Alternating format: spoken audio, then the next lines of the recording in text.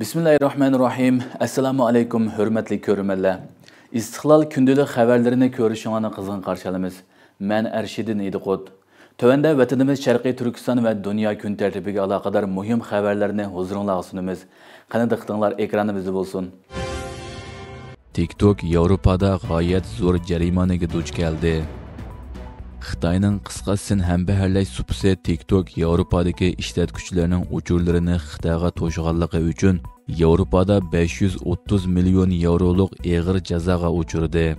Germaniya ovozining xabarida bildirilishicha, Irlandiya sonliq ma'lumot qo'g'dash komiteti 2-may bayonot e'lon qilib, qisqasin hambaharlash supisi TikTokning Yevropadagi ishlatuvchilarining uchurlarini Xitoyga yetkazganligini, bu qilmish Yevropa ittifoqining universal sonliq ma'lumotlarni qo'g'dash nizomiga xilof ekanligini, shundaqla uchur bir taraf qilishni oshkora tutish talabini qondira olmaganligini, bu sababli TikTokqa 530 million yevro jarimani qo'yganligini bildirgan. Irlandiya sonliq ma'lumot qo'g'dash komiteti Yevropa ittifoqining dunyodagi fan texnika magnatlarini nazorat qiladigan asosli organ bo'lib, 2023-yilimi TikTok shirkatini quramiga yetmaganlarning sonliq ma'lumotlarini muvofiq bir taraf qilolmaslik bilan ayblab, 345 million yevro jarimani qo'ygan edi. Sonliq ma'lumot qo'g'dash komitetining bildirishicha, ilgari TikTok shirkati Yevropadagi ishlatuvchilarning hech qanday uchurlarini Xitoyga saqlamaganligini da'vo qilgan. Ammo oldingi oyda bu qilmishini e'tirof qilib, cheklik tariqada Xitoyga sonliq ma'lumot to'shganligini, aloqador sonliq ma'lumotlarni o'chirganligini bildirgan. Mazkur komitet Yevropadagi ishlatuvchilarning uchurlari Xitoyda saqlangan taqdirda Xitoy rejimining bu sonliq ma'lumotlarni ko'ra oladiganligini, TikTok shirkatining Yevropa ittifoqi talab qilgandek, Yevropadagi ishlatuvchilarning uchurlarini qo'g'damaganligini ta'kidlagan.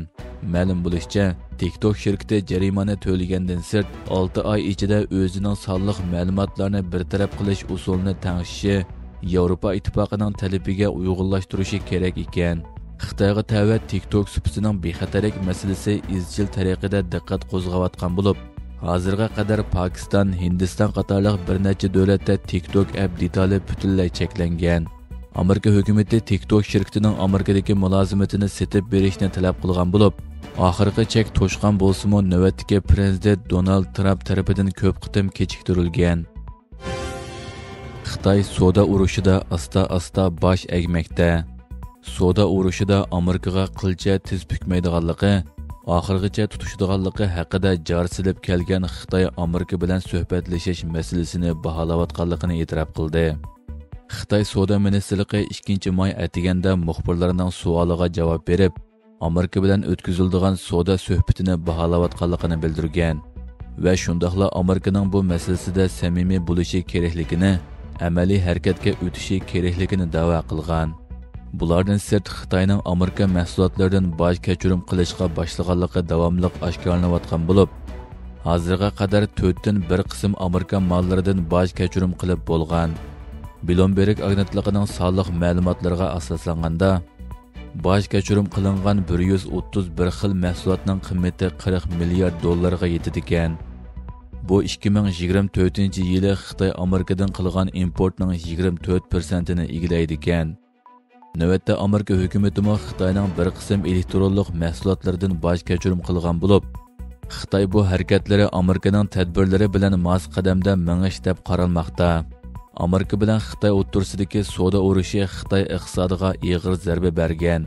Xitoyning yasamachilik sohasi 2023-yili 12-oydan buyongi eng nachar ahvolga tushib qolgan bo'lib, bu tamojna beji bisimining dastlabki ifodalari ekan. Xitoy izchil turda Amerika bilan suhbatlashmaganligini da'vo qilayotgan bo'lsa-mu, oldingi kunlarda Xitoy savdo vakillari o'makining maxfiy holda Amerika hukumati bilan ko'rishishga borganligi Koreya taratqullari tomonidan oshkorlangan edi. Isroiliya Suriya prezidentlik mahkamasi atrofini bombardimon qildi. Isroiliyaning urush aeroplanlari 2-may tong saharda Suriya hukumati bilan Duruz rahbarlari o'rtasida bexatarlikka kapolatlik qilish va yerlik guruhlarni qurolsizlashtirish maqsadida Damashqning Jaramana shahar atrofi rayonida tuzilgan muhim bir kelishimdan keyin Suriya prezidentlik mahkamasi atrofini nishon qildi. Bu hujumlar İsrailiyaning bu hafta Suriyaga qaratgan ikkinchi qitimliq havo hujumi bo'lib, davlatning yangidan qurilgan hukumati va prezident Ahmad Shar'iyning Simavul xarakterlik hokimiyat markazi bo'lgan Xalq saroyiga yaqin joylarni zarba obyekti qilgan. Suriya uchur ministrligi ikki ayrim hujumda davlat bexatari qismlaridan 11 kishining qazo qilganligini e'lon qilgan. İsrailiya bu hujumni Suriyaning janubidagi Duruz jamoatini qo'g'dash maqsadidagi bir mudofaa tadbiri deb aqlagan va bu jamoatning bexatarligiga munosabatlik andishisini bildirgan. Ammo Damashq doiralari bu hujumning vaqt nuqtasini davlatlik murassalashish tirishchanligini ojizlashtirish va 2024-yilning oxiridan bu yana Isroiliya qismlari ishg'ol qilib olgan Suriyaning qurolsizlantirilgan betaraf rayonda hukmronlik o'rnatishni maqsad qilgan qasddan ilib berilgan bir harakat deb qaramoqda. Selçuk Bayraktar Spiros ilm-fan markazimi bo'lishi kerak dedi. Turkiyaning oldingi qatoridagi texnologiya harakati guruhi Teknofestning mudiriyat raisi Selçuk Bayraktar Shimoliy Spiros Türk Cumhuriyatida o'tkazilgan Teknofest festivalining ochilish marosimida qilgan so'zida sun'iy aqlning muhimligini ta'kidlash bilan birga Aqdengizning markaziga joylashgan Shimoliy Spiros Türk Cumhuriyatining texnologiya va ilm-fan uchun dunyoviy jalb qilish markazi bo'lishining nihoyatda zo'r ahamiyatga ega ekanligini ta'kidladi.